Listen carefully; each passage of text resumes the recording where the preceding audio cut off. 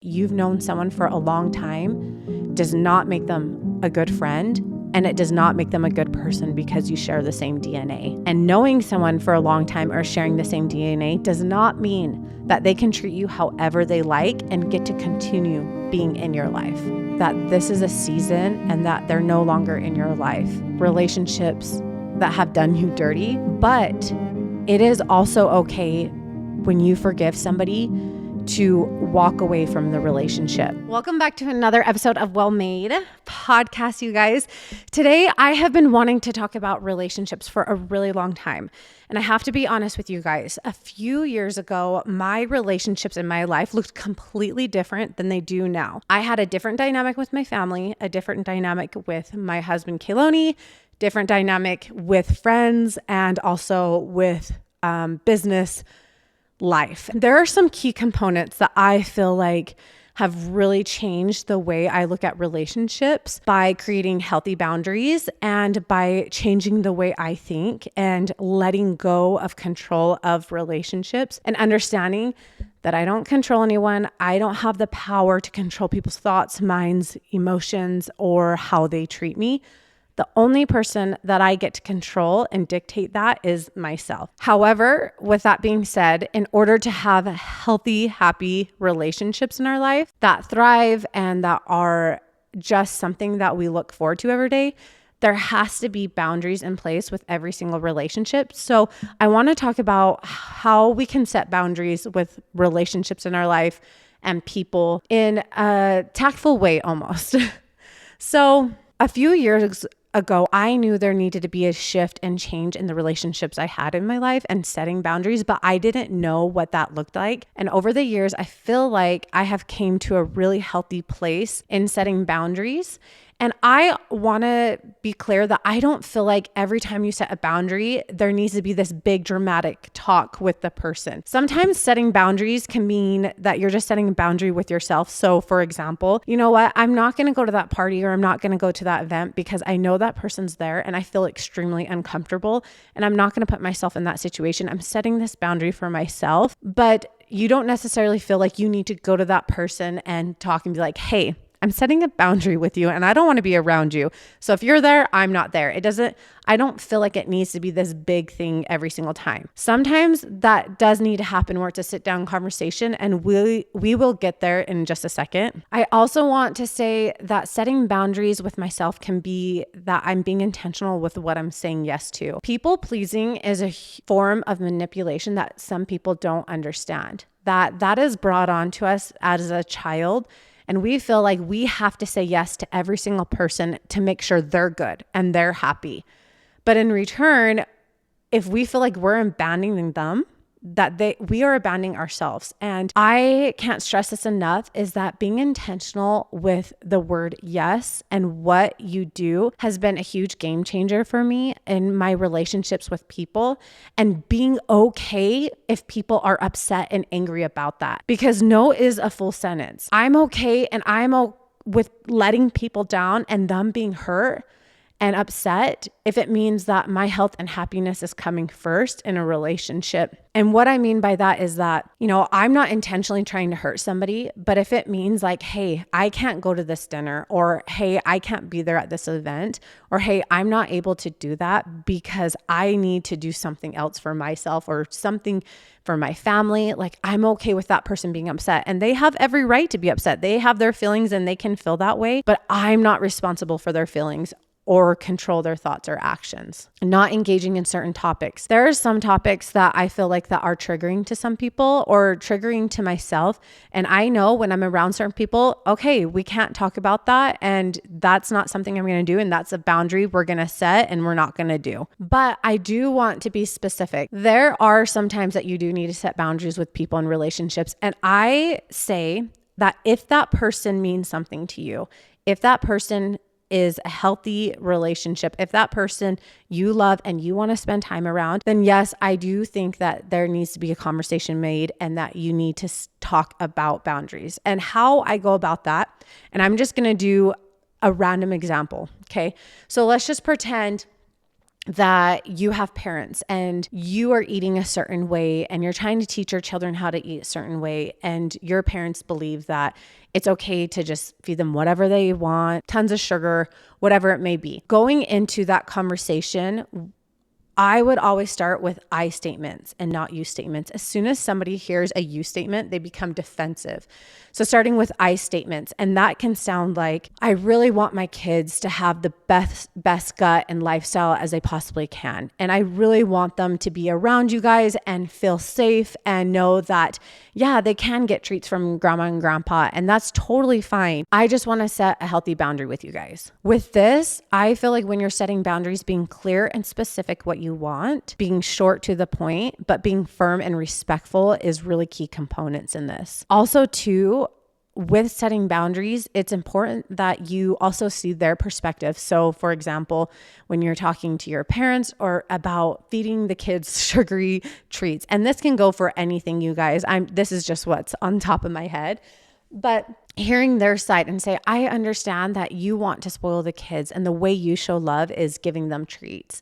And I totally see that they have happiness and you have happiness, but there is other ways that we can come to a compromise to show the kids that you love them, or they're having a treat that's just maybe a little bit healthier. Also too, with boundaries, I think it's really important to set consequences. So, hey, mom and dad, this is the boundary I'm setting.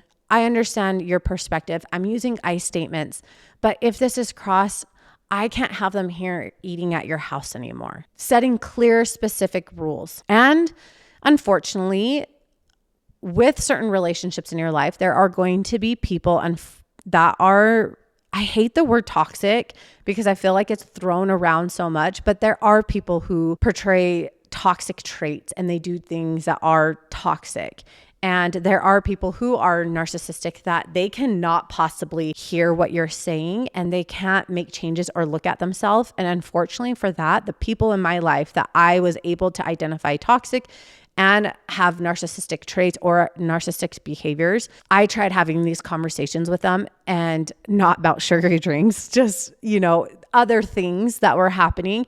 And it was in one ear, out the other, and there was absolutely no progress made after years and years and years. And I realized that I had to completely eliminate these people from my life. And I feel like that is the final step or extreme of finding your peace and balance if you have had these boundaries with people that you want to maintain a relationship to. Another thing that has been life-changing to me, and I've talked about this on my social media, and a lot of people did not agree with me, is I changed my phone number. I changed my phone number because I am a privilege to have in your life. I hold myself to a higher standard that if you have direct access to me, that I trust you and that you are respectful to me and I am respectful to you, and that this relationship that you're giving me and the relationship I'm giving you is mutual and uplifting and happy. I no longer wanted people to have direct access to me and be able to say whatever they wanted to me anymore. And I know people said, well, you can just block them, but it's not just those people that I felt who speak to me in a disrespectful way and couldn't have conversations in a respectful way. It was a phone number that I had for probably, like 20 years, that any person that I came in contact for the last 20 years and gave my number to could pull it up anytime they wanted to. So for me, it was really therapeutic to change my phone number and to know that the people that I eliminated from my life that I no longer want access to my life cannot directly contact me. B, if I was going to speak to someone or have a relationship in my life, it was going to be intentional. It means that when I changed my number, I was not sending out a mass text saying, hey, this is my new number, it's Kat. It means that I had to think about you. I want you in my life. I feel like I'm giving you something and you're giving me something in return, and I want to continue this relationship. And I'm going to text you and say, how are you doing? Hey, do you want to come over for lunch? And want to be intentional with that relationship. And here's the thing, you guys, I firmly believe that not every relationship in your life is supposed to be a lifelong relationship.